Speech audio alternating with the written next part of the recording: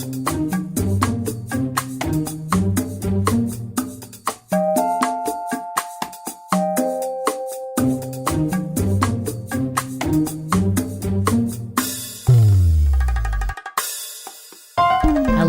and welcome to the Gifted Life Podcast, where we have conversations about organ tissue and eye donation and transplantation. You can always find us at thegiftedlife.org. I'm Lori Steele. I'm Joey Boudreau. And I'm Nyla Schwab. Coming up on this episode, guys. Love is in the air. We'll be talking to two lovebirds who belong together. I see what you did there. I like it. It's going to make sense when you listen to the podcast. More to come. I'm going to talk about choosing how we show up, and I'm going to share a well-known story. I love stories. It'll all make sense. All coming up. Mm-hmm. So you got to listen, guys. Hang with us. Here we go.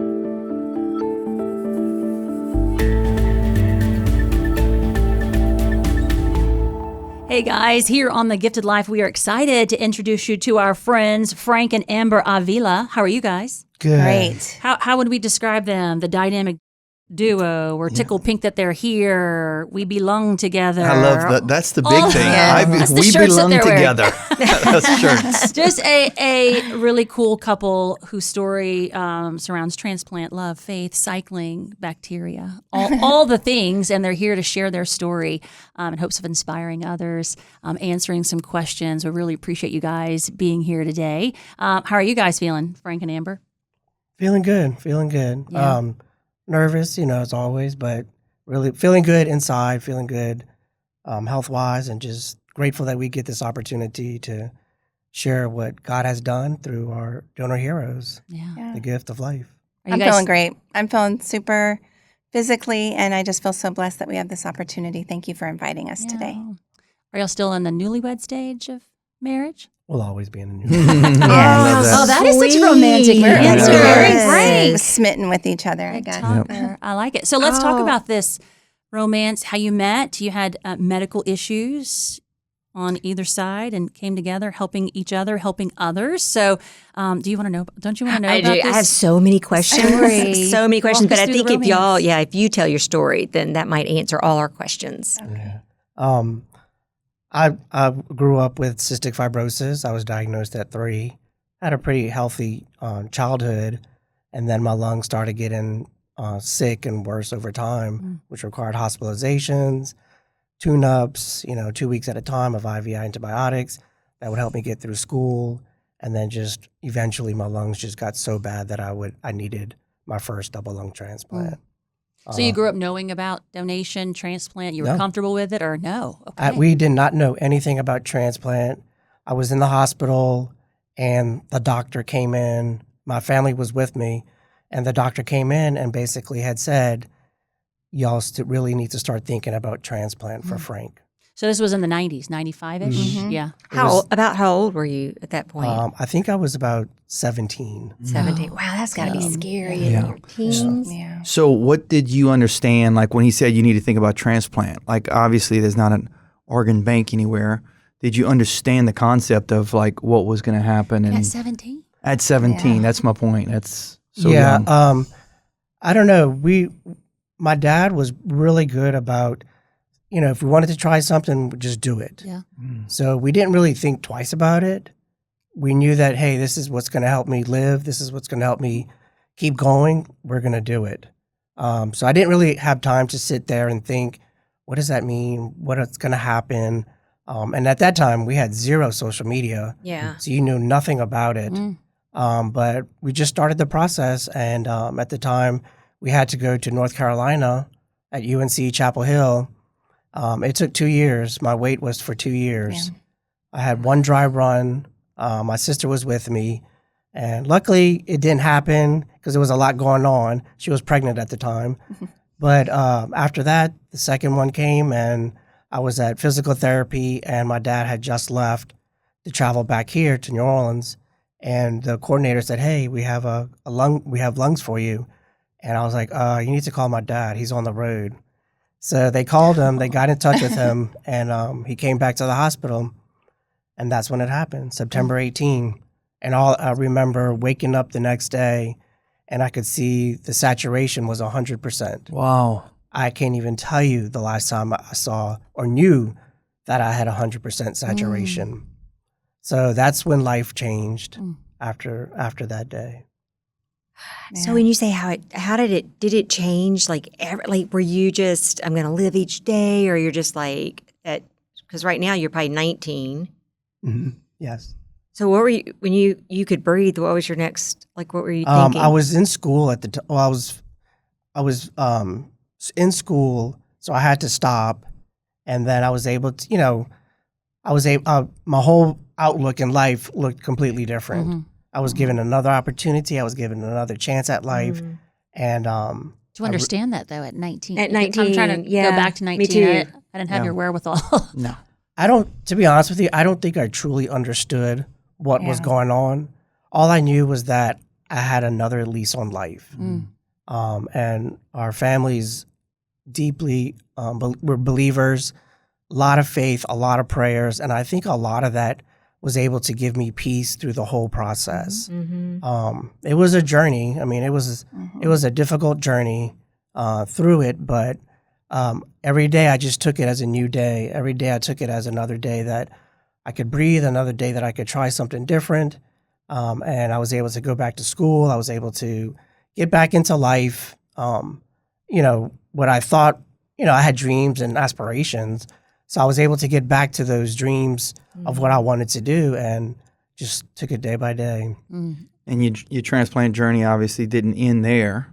No. So tell us a little bit about your next transplant and what led to that. The immunosuppressive medications killed my kidneys immediately. So hard on your body. So the first one, after 4 years, I needed my first kidney. I was told that I would need a kidney transplant. And immediately my dad said, I'm going to donate. Oh, I love He Dad had in no your questions, no questions, anything. He said, I'm donating. So we were able to get that set up, and we went back to UNC Chapel Hill, and that was January 9th, 1999. And at the time, I had told the nurse afterwards, I was like, wow, that was really easy. That was like going to the dentist and getting my teeth cleaned. Because I was out of the hospital in 4 days compared to the lung Very transplant. different. Wow. Compared to the lung transplant where I was in there for 2 weeks or, 2 weeks or 3 weeks. And I didn't have chest tubes. I didn't have issues, anything compared to what I had with the lung transplant. Oh, yeah. So just as a parallel, so between 95, 99, are you good and healthy, Amber, on your side in your world? Because y'all were strangers. We didn't know each other existed. So when I was 5, I had Legionnaire's disease, and it damaged a lot of my lungs straight away at 5. I was not diagnosed with my genetic diseases till much later. But growing up, I had compromised lungs, so I didn't know anything else, so I made my way through. But I did a lot of hospitalizations, a lot of infections.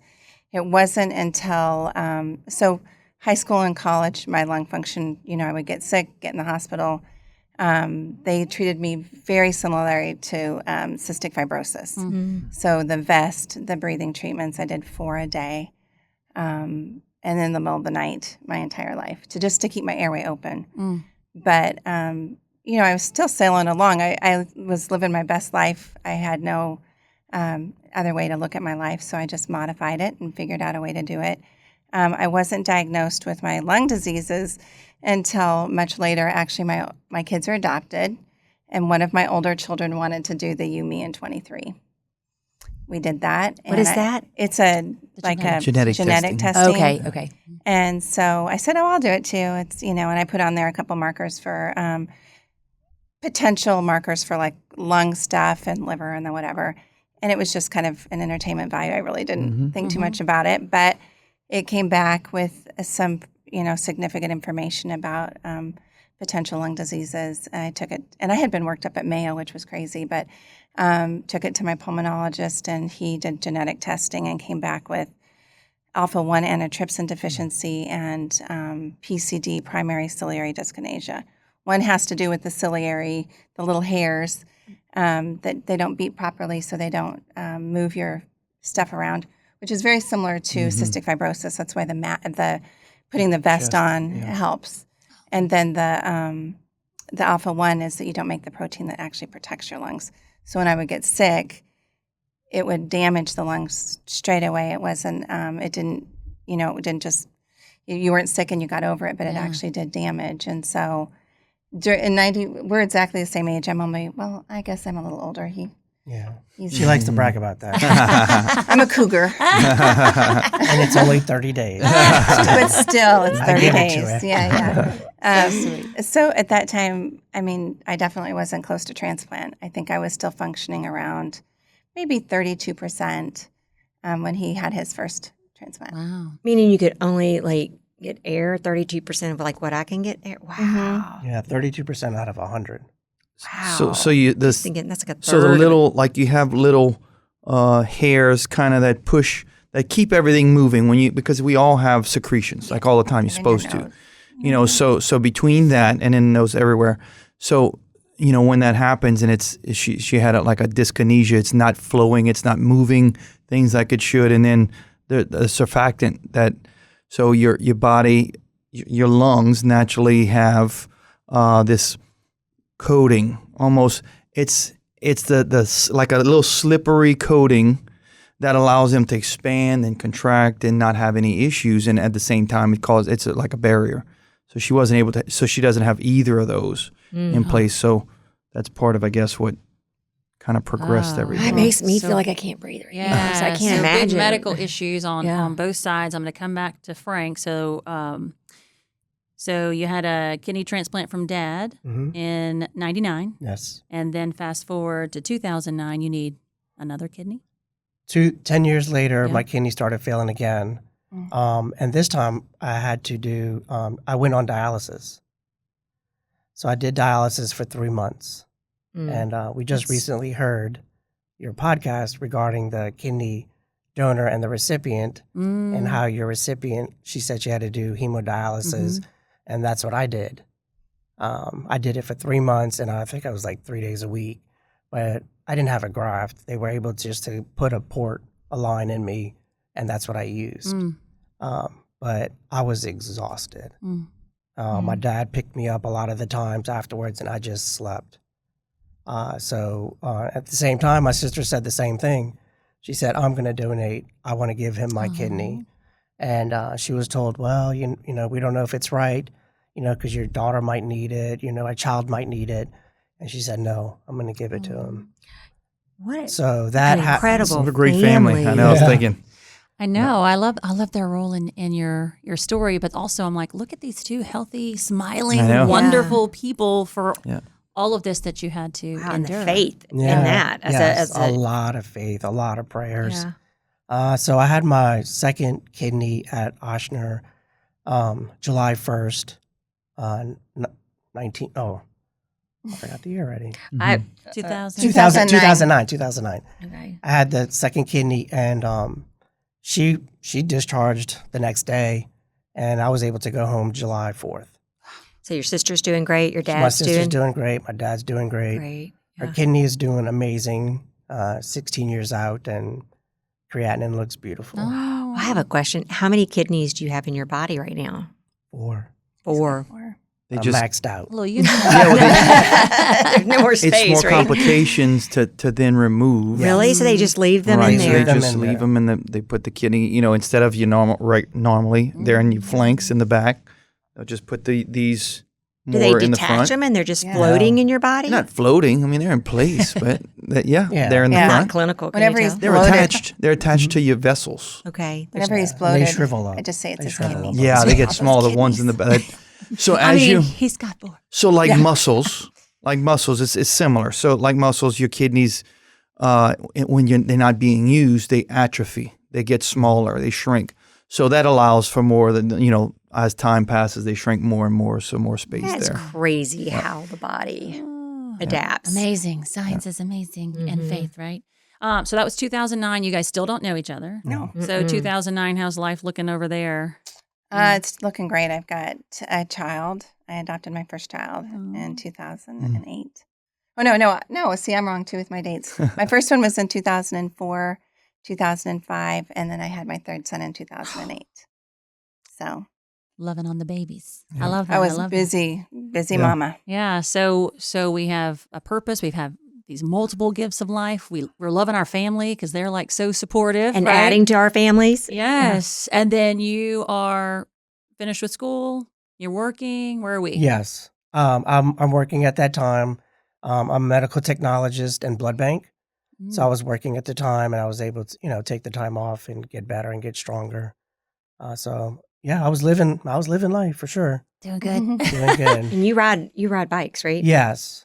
I always loved Like riding. bicycle? I always Mhm. loved riding Oh. my bike as a kid, and there was a time period in my life where it really was bad, and the only freedom that I got was getting back on the bike and Mm. just going on the trail and being by myself, Mm. and and that brought me a release of everything that was going on, and I was able just to ride and not have to think, not have to worry or think about anything.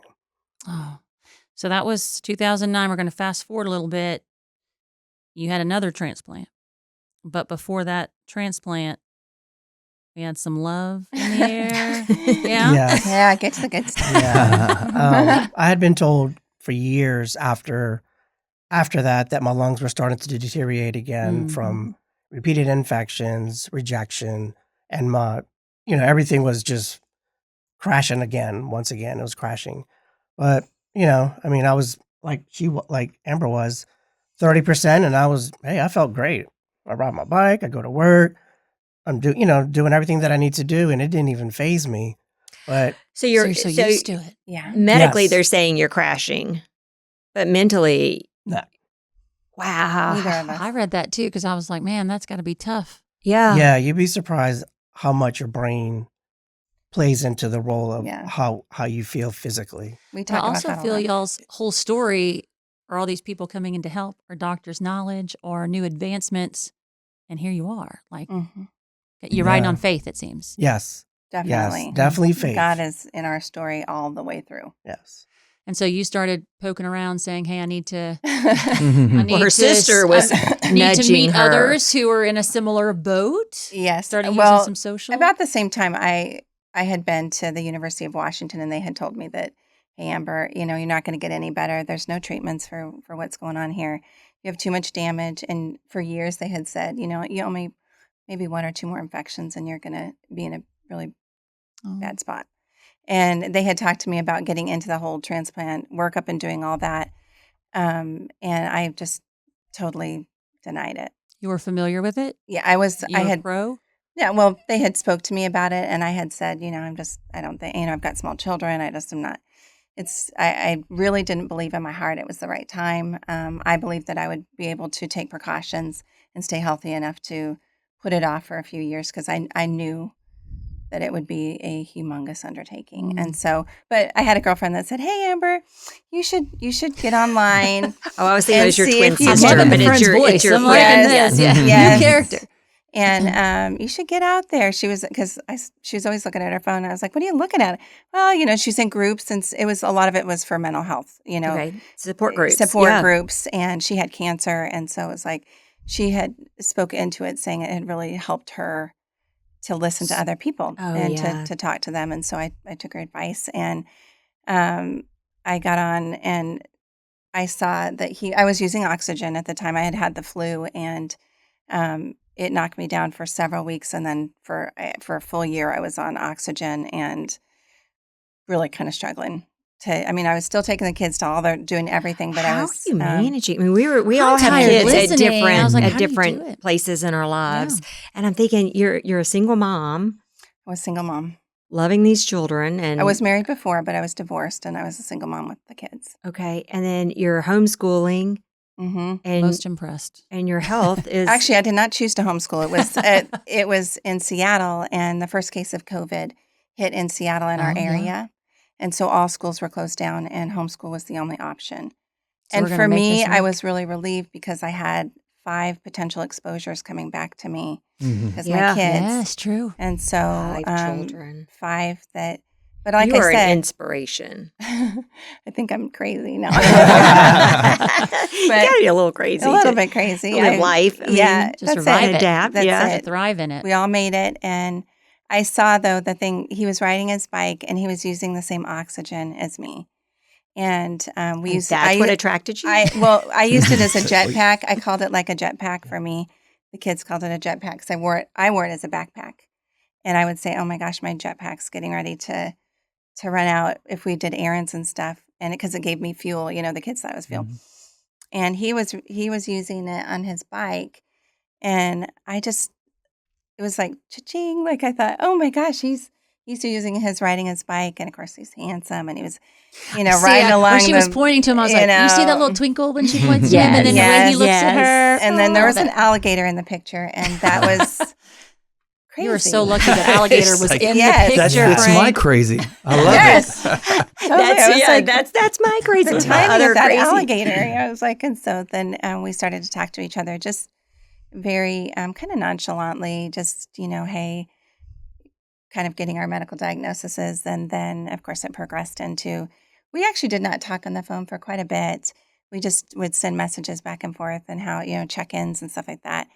We were both, had been through divorces and we were both not really looking for love. We were really aware too of our health circumstances. Mm-hmm. And so, but it blossomed pretty quick. Like we started talking and praying with each other. And when it got to the point where I thought, I want to meet this guy, like, he's if you can see my face right now, my face hurts because I'm smiling. And I had lied about my height because I'm really tall and he's shorter statured. So I was like, I'm only 5'7", and and so we had joked about it, and of course I'm 5'9.5". Were you like, hello? Yeah, he was. When he got out, he was like, whoa. But I really felt convicted in my heart that I needed to talk to my pulmonologist about meeting someone with cystic fibrosis, end-stage cystic fibrosis, and if we grew the same bacteria and if we could hurt each other, because I didn't want to hurt him, Mm-hmm. and I knew he wouldn't want to hurt me. Mm-hmm. And we were both masked all the time, no matter what. His job, he was masked. I was masked. But y'all were apart. We were apart. Different states, or Yes, she was Seattle, in Washington. Seattle. okay.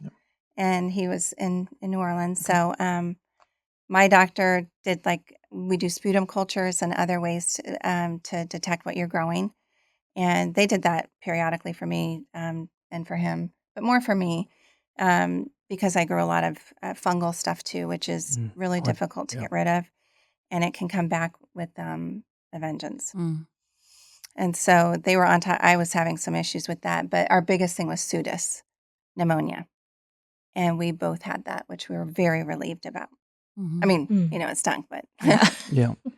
but it was a beautiful thing that we could meet each other and be close to each other and maybe potentially kiss without hurting each other. We need a movie, people. I know. Movie. And so then while you're saying that and we're smiling and all this stuff, I'm going back to Frank because your lungs weren't doing well. No, But they you're weren't. falling in love. Yeah. You got this going for you on this side. So where are you? I was at that time I was posting a lot of cycling, all my cycling stuff that I was doing. I would post it on Instagram. So every time I went out for a ride, I would post a picture of me on the lake or of the bike in the lake or just the lake itself. Mm-hmm. And I was really grateful for the donor. Mm. I was grateful for the lungs I had. I was grateful for the breath that I had. I was just grateful, that I'm alive.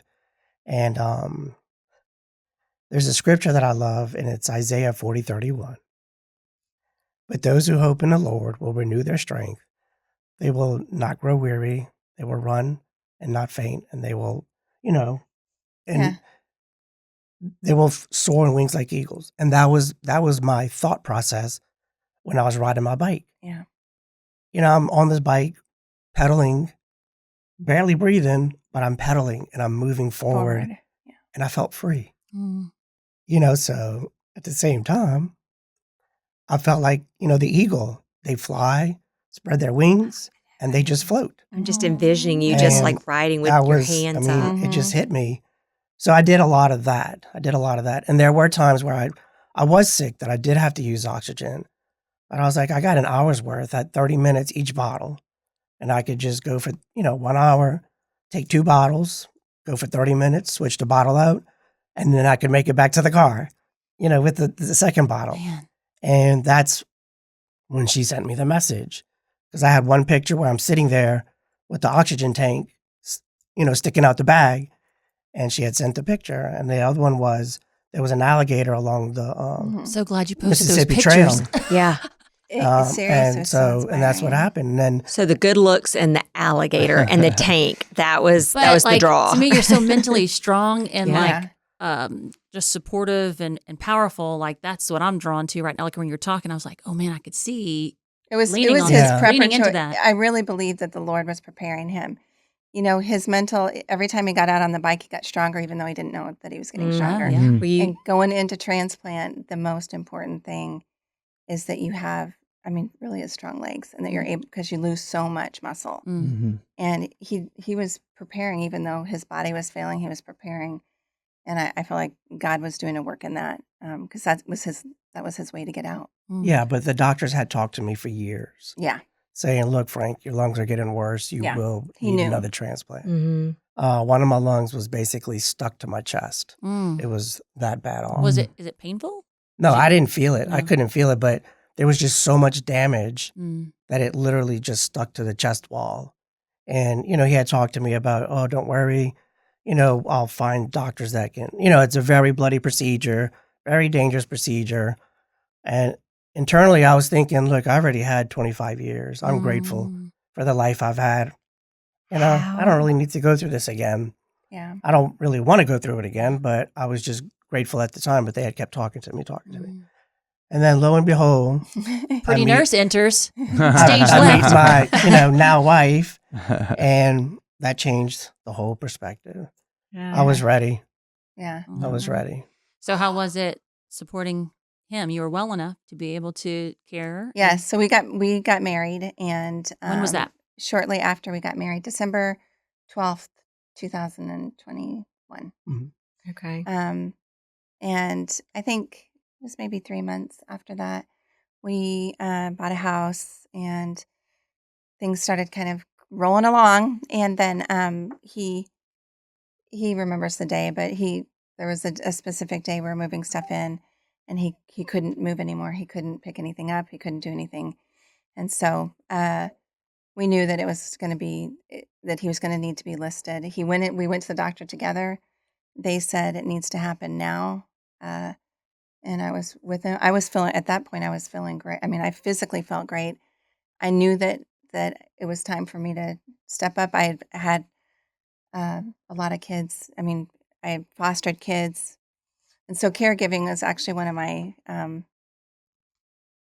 giftings, I guess. I do it for a Yes, Oh, living. but you seem so calm. It's like we're talking about all this hard Mhm. stuff, and y'all are both just like, and that's just what happened. And we had faith, and that's so calming to me. I can see Yeah. how that would be We your definitely gift. had messy moments. We definitely had hard moments.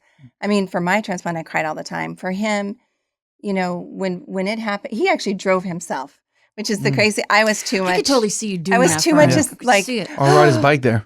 Yes, he drove himself I had on oxygen. oxygen. We had the big. I had one treatment on the way there. Yeah, he drove himself because I was calling everybody and I was too nervous. I was like, I'm going to kill us on the way there. Oh. And so he drove, and I stayed I never left the hospital. I stayed in the hospital with him through his entire stay because I didn't ever want him to look up and not see me. Through sickness So- and in health. Oh my right? gosh, this is like medical. I It's know. spiritual. Well, we're it's not like done a yet. love story. And we're not even It's done. So married so much. 2021. You Mhm. had your second double lung transplant 2023, Mhm. but you still have more medical stuff to go to, Amber? Yes. Because what Oh, happened yes. then? Well, Or- he was a total rock star. When I watched him, I think the biggest thing for me is I was taking mental notes. I took care of him. I watched him go through it, and to be completely vulnerable and honest, it was so much pain involved. The chest tubes, the sutures, and he's the strongest human. Mm. Like he would have a tear every once in a while if they were doing stuff without anesthesia. And he hardly ever spoke. He slept a lot. I played CC Winans nonstop, and walked around, talked to my sister, ate, did stuff, but he was so inwardly focused on recovering that he was going to get out. There were, this mentality, kind of athletic, like I'm going to keep moving forward. He rode his bike in the hospital as recovery. He rode the bike, and so his recovery was amazing. Like he was out in 2 weeks out of the hospital, which just doesn't happen, especially for a redo. And we stayed for 3 months. I felt good. I was able, I couldn't drive, couldn't do anything. He had definitely had some setbacks, chest tubes, Yeah, chest tubes are the biggest. pneumothoraxes, some issues with I don't know, you didn't have as many with white blood cells, but he started exercising straight away. Mm. And then fast forward to you, Yeah. so We all get this him time, healthy. all We this get time home. you've been working through it medically. You get a fungal infection or bacterial infection or whatever, but never to the point of needing the actual transplant. So fast forward a little bit to you now, Okay. and switching those roles, because obviously you all this time have been taking care of him, or at least early on throughout that first About year. a I can year. imagine A year Yeah. was really when it transitioned and he stepped into his own, I think. Yeah. I did great in Houston recovering. But when he It's got when I back. got back home. It's a different process once you get out of the hospital. Mm. A lot of patients don't realize that now you're taking care of yourself. Your caregiver's there to help you take care of you, but now you're really taking care of yourself. It's hard. And that's when it really hit me. I actually went through depression. Mm-hmm. I slept a lot. I sat on the sofa. I didn't want to do anything. And I don't know why it happened, where it came from, but I fell into a short depression. And, over time, Amber would, I like grilling. So Amber would buy different foods and she said, "Hey, do you mind, cooking this for us?" And it really helped. Mm-hmm. I was able, I would do it because I didn't want to let them down.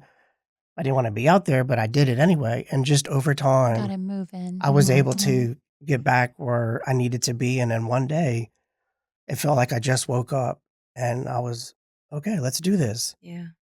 Yeah, and that's almost the same time that I was starting to really feel a change in my body. I was going to the doctor more often. I was really short of breath.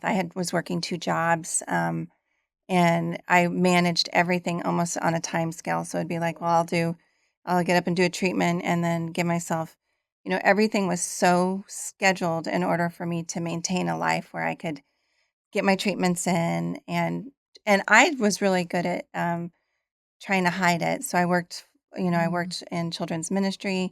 I worked with families where I was praying with them, chasing kids around, and just moving around with them, like showing them rooms. I remember a new family came in and they had 3 kids that needed to be in different rooms, like a nursery, and there were different hallways. And I just thought to myself, this, just trying to take them there and then breathe when I got there. Oh, yeah. I thought, so I stepped back, and I remember they told me we went to the doctor, and I'd already was in pre-transplant they already worked me up. I was in pre-transplant for a year. And they said, "Amber, here's the deal. You're going to you have a golden opportunity right now. Like you're not in the hospital. You're still functioning. You're still doing, and we don't want to miss this. Like if you go a little bit longer, you're going to be too sick to be successful, Yeah. And so that was really an eye. It was scary for me because they gave me a timeline. Yeah. Like you won't make it if you don't get it. Oh my gosh. And y'all were here for the butterfly release. Well, the Path of Remembrance. It was in right around April. that time.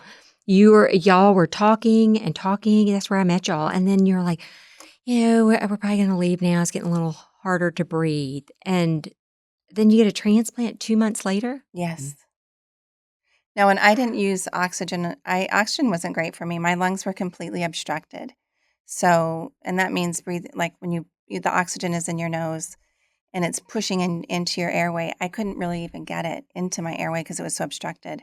And so I went almost all my 40s and my 50s, beginning of my 50s, without using oxygen very often because it really didn't do anything for me.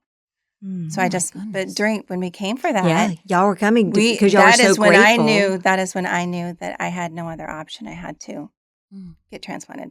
And y'all were there to support families who had said yes to donation, which is incredible. Yeah, God's really put that on our hearts. And then they listed me, and I was excited and nervous. I think I was much more nervous than he was. I cried a lot. I journaled a lot. I talked to my body a lot about I was going to miss my old lungs, and they had done such a good job for me, and really visualizing receiving my lungs and my other organs receiving my lungs in a positive way, and for every just the surgery being completely successful.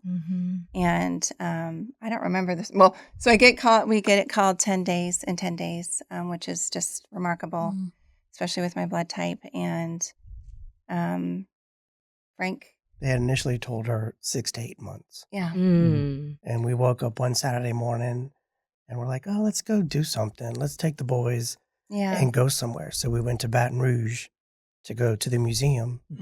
The Science Museum. On the way back home, they called her.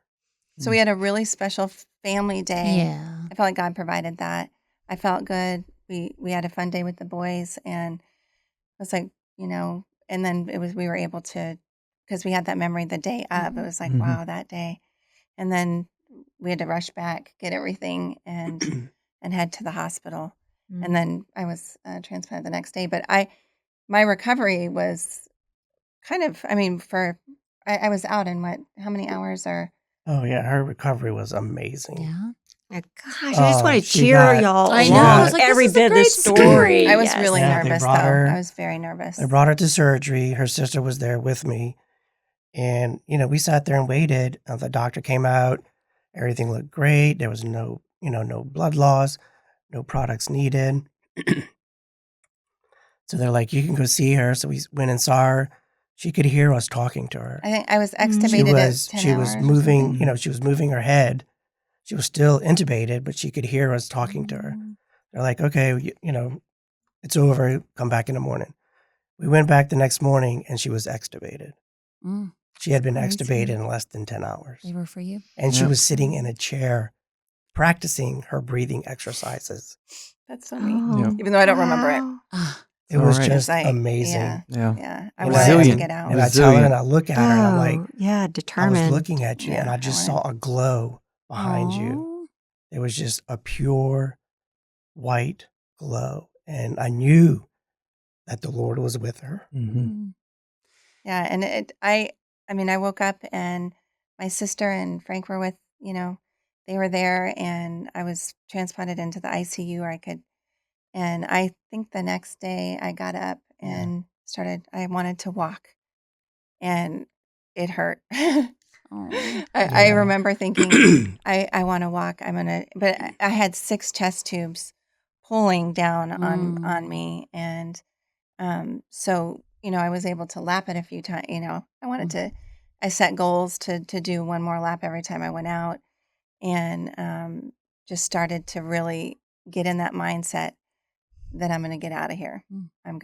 This is going to be, I'm going to make it. Because before, when I went in, the thing about having chronic disease too, and being active in communities, cystic fibrosis community, PCD, is that a lot of people don't have good outcomes, or they have a lot of complications, or they don't make it. Double lung transplant is a very difficult procedure and recovery. And so before surgery, that was in the back of my mind.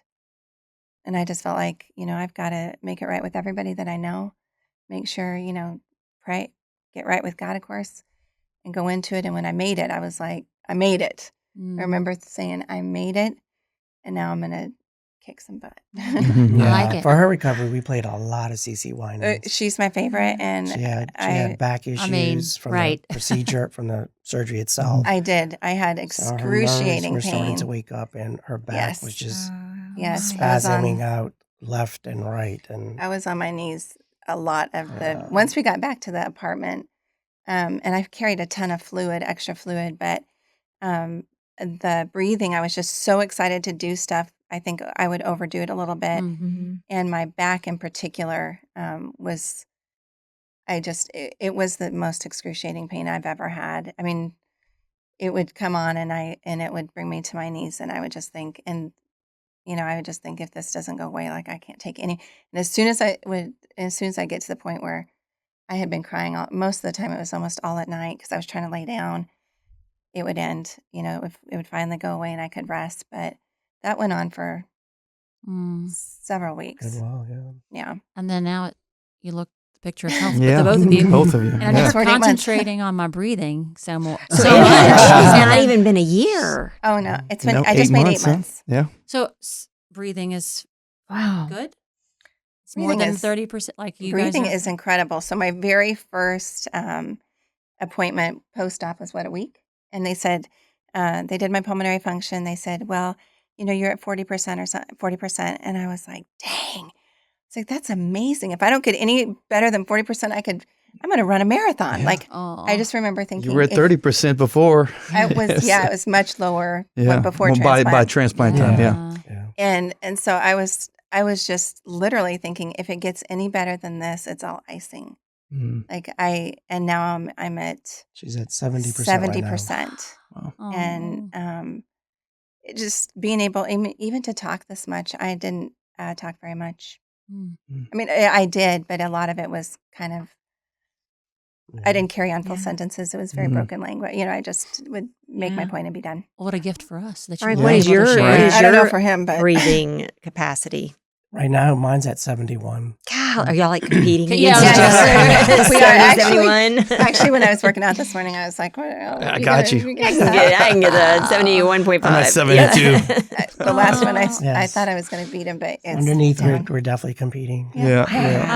Have we called Lifetime to get this as a movie? This is the greatest story. You took us on all the twists and turns, Yeah. and faith and love will see you through, and amazing. Thank you. Yeah. Thank you. I just loved it. Thanks for sharing your story. Thanks for stopping by to teach us. Oh, Uh, it's a blessing. I felt like I went to I church need this y'all's morning. I know. picture in every room in my house. So when Yeah. I'm having that day and I'm thinking, oh, I feel sorry, or like I'm uncomfortable, or I'm in a bad mood, I'm like, I need to see y'all and be reminded everything I'm y'all. like warriors here. I I know. And y'all make me know. want to go hug my wife, actually. yeah. Yeah. It's true. And I so- love it. Yeah. Like hug everybody along your way. We're gonna be walking out of here just hugging people. Everybody's like, what's happening in the podcast? A whole lot of love. so we love that you're sharing your story. We love to hear it. Just working in the transplant world, but what is your hope? Joining together, sharing your story. What is it that you're trying to accomplish? I think what we're trying to do now is just share hope for others, share the goodness of God. He's a wonderful God, and He provided a miracle for both of us, healing Absolutely. Miracles. Absolutely. through Mhm. our donors. Yeah. Mhm. It's such a privilege these days to be able to meet donor families. I feel a personal connection with each one that I do get to meet because I'm the recipient, and a loved one was their donor. So for me to talk to them and to meet them, I feel like it's a privilege that someone they loved was able to give life to someone else, just as someone gave me life. Mhm. Gave Amber life. Yeah. And Thank so- y'all for saying that because Yeah. there's so many families, donor families, who they don't get to meet their recipients, Right. where the recipients sometimes don't get to meet their donor families. But the fact that you can say, look, I'm saying thanks to everybody so they can see what a gift it is, even as if it's not their loved one's gift. That's really precious. Yes. Really precious. I think too, we want to get out how easy it is to be a donor. Yeah. How simple it is, awareness of when you get your driver's license or hunting license, or you're going to go boating, and you can just check that off there. It's so simple, and you can literally save a life. And also, I think for families, just that we are a community, Mhm. and we're here. When you can experience it together and share each other's ups and downs, the good, the messy, everything, that it really does help everyone. So I think sharing it is a big part of that's. I think Yeah. it's been put on our I mean, the heart. transplant journey is not easy, It's regardless of what kind of transplant it is. It's not. And I think for a lot of families, you don't realize that. You don't have the ins and outs before you say, yeah, I'm going to do that. But I think if we can just give them hope to say, you're going to get through it. just keep pushing forward, take it day by day. A cheerleader. Yeah. Don't give Yeah. up, and People need to hear any that. way that we can They do. I help, need to hear that. just Yeah. to keep I going. can sit with them all the time. Just Me tell me too. more. Tell me more. Y'all are hope. Yeah. Y'all really are. So keep sharing your story. Yeah. It's beautiful. And Thank thanks you. for Thank sharing you. it here on the Gifted Life Open Mic. Whatever comes next, we want to know. Please come back and tell us. And we just love y'all's story. Thanks for We love you sharing too, it here. thanks. Thank you so much. We Yeah. appreciate it. Oh. Really honored.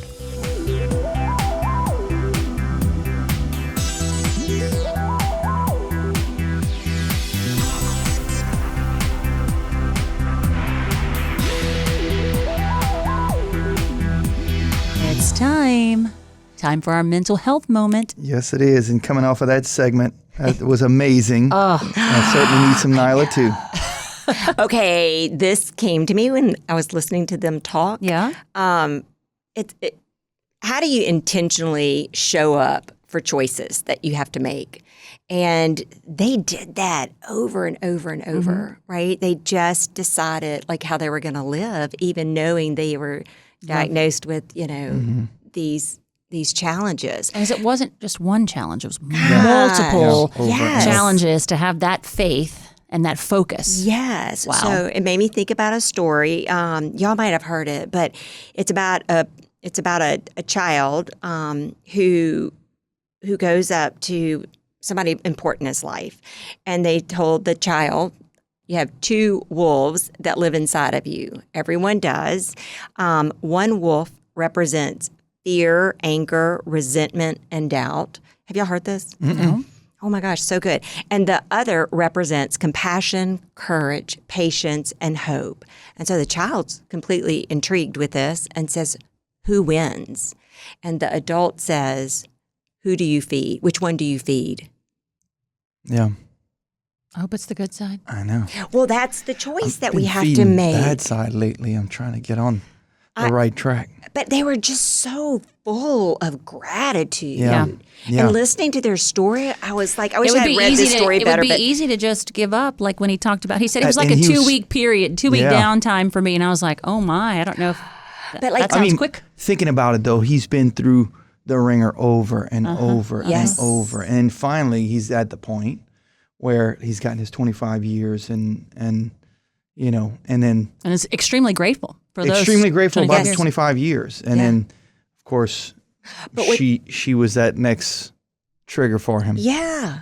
But they don't have control over so much of that situation. So if you think about the wolves or what you can't control, you can't really control what you feel. I mean, that's going to come up. You can't control what happens to you. Right. I mean, we saw that. Right. And you can't just always go in your first emotional response because that's just a reaction. But what you can do is being intentional, like how you respond to it, what you're going to focus on, and then taking your energy for the next step. And he talked about moving forward and on the bicycle, and he said it kind of became like a metaphor for him and an eagle and that prayer Yeah. and how and I was like, oh my gosh, it's like he's feeding Yeah. that wolf of compassion Yeah. and kindness and hope. And we all have that. And it's not bad. Neither wolves are bad. It's not a good or bad in us. It's just that what direction do we want to go? And you can choose. Do I want to go toward hope and peace or kindness, or do I want to go the opposite, anger and frustration? And when you walk away, when you leave that choice, what do you leave? That ripple effect that we've talked some in podcast and what donation brings about. What do you leave behind you in your wake? Well, I thought how easy would it have been not to go on the bike or her, like, because you have to pack these tanks to go to the grocery store, Yeah. and you have 30 minutes to do it. And I was like, that sounds overwhelming if Yeah. that's every time. And for years they've dealt with that, and they still chose to do it and got to where they are. And I thought, wow, With hope. yes, with, yes, yeah. joy. I mean, they were so happy in here. Like you could just feel their energy. And they're always newlyweds. Did you hear? I know. And you've touched on it before, in other episodes, how much gratitude feeds that, that hope and everything else that comes with it. And they clearly both, exemplified gratitude. Like it was so all over their faces, and it was grateful to meet each other, grateful to their recipients and everything around it. And I think that a lot of people, you wait to feel that. Feeling's just part of it. It's your dashboard. It's giving you some direction in what's going on, but that's not how you make a choice. A choice is something that you decide. Logic, Joey's logic comes in. Oh, man. And that's when you have to decide what direction you're going to take. My husband's the logical one. So don't worry, guys. Don't worry. It's not just my I'm an emotional. here. I'm big emotions. Yeah. I gotta feel it. Okay, good. All right. You have a topic you'd like for us to cover here on The Gifted Life? Simply email us, info@thegiftedlife.org. We'd love to hear from you.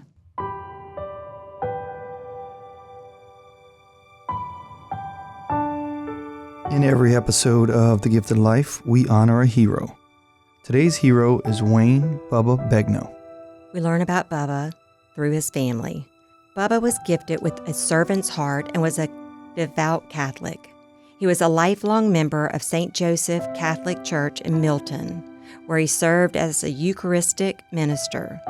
Known for his big heart, generous spirit, and a willingness to help anyone in need, Bubba embodied the words of Christ through his actions. He was bigger than life, and one of his favorite sayings, "I got it," was well known by all who loved him.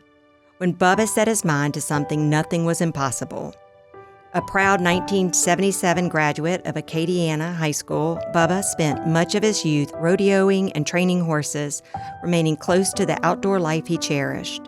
He worked for Coburn's Supply Company and as a product appliance manager for 19 years, where his strong work ethic and friendly demeanor earned the respect and admirations of his coworkers. Bubba and Pam were married July 12, 1980, and this is where their lifelong love story would begin.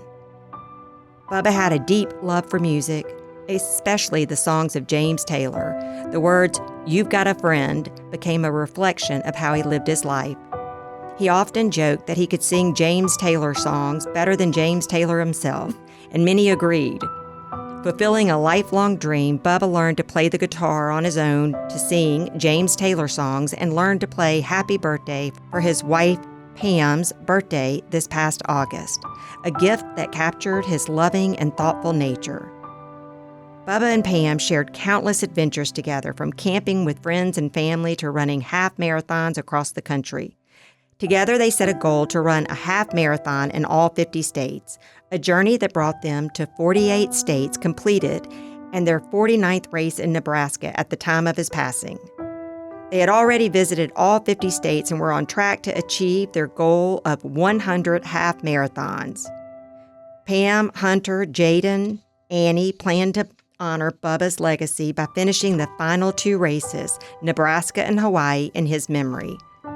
Bubba was a proud organ donor and a member of the Louisiana Organ Procurement Agency, continuing to bless others even after his passing. He was also a member of the 50 States Half Marathon Club and Half Fanatics, where he will be honored with a memorial plaque in 2026 from the 50 States Half Marathon Club.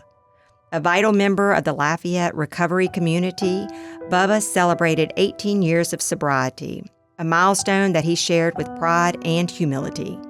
As a dedicated AA sponsor, he touched countless lives through his membership, compassion, and unwavering belief in redemption and hope. His legacy will live on in many lives he helped transform.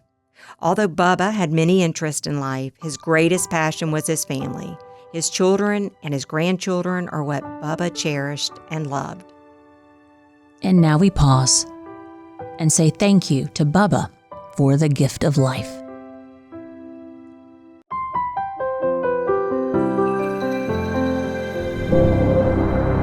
Thanks for listening, guys. And remember, you can register as an organ, eye, and tissue donor anytime. Registerme.org. Yeah, huge thanks to Frank and Amber Avila for coming in, being in-studio guests that they were.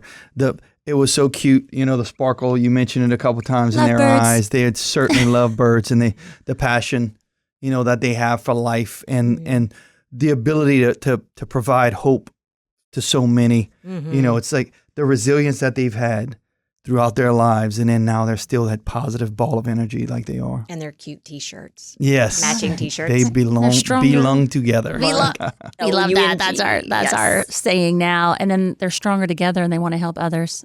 Love it. Amazing. The best place to find us and more stories just like this at our website, thegiftedlife.org. Tell your friends. Listen there and find links to listen on Apple Podcasts, Spotify, iHeartRadio, Pandora, or wherever you listen to podcasts. And if you listen on Apple Podcasts, please leave us a 5-star rating because it really helps others find us. On social media, we know you're there, guys. We have a Facebook page. It's called The Gifted Life Podcast. We hope that you'll follow that. You can also follow us on Instagram at Gifted Life Pod. Our ask is that you go out and do something you wouldn't normally do to help us make life happen. We'll see you next time.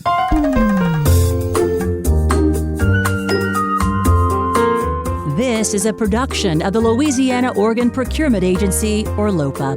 The Gifted Life is hosted by Lori Steele, Joey Boudreau, and Nyla Schwab. Our executive producer is Paige Ogle. Producer is Shalon Caraway. And we are recorded, engineered, and mixed in our Covington, Louisiana studio by Troy Perez.